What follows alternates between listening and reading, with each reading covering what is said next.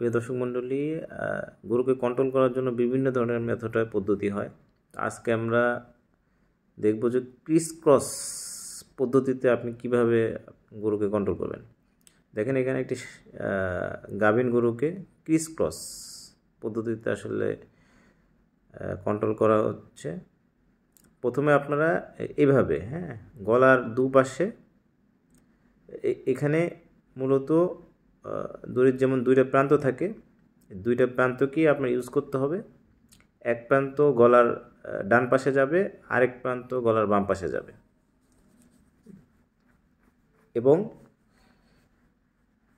দুটো প্রান্তই পরবর্তীতে প্রথম যে পা আছে দু পার মাঝখান দিয়ে আপনার নিয়ে আসতে হবে। জাস্ট অনেকটা হচ্ছে ক্রস, আপনারা দেখতে পাচ্ছেন যে ক্রস করার মতো, যে ডান পাশের যে দড়ির যে মাথাটা সেটা ডান পাশ দিয়ে নিচ দিয়ে এসে আপনার যে দুই পা সামনে যে দুই পা আছে সেই দুই পার মাঝখান দিয়ে এসে বাম দিকে চলে আসবে। আর বাম সাইডের যে মাথাটা সেটা হচ্ছে নিচ দিয়ে গিয়ে একইভাবে ডান সাইড দিয়ে উঠবে।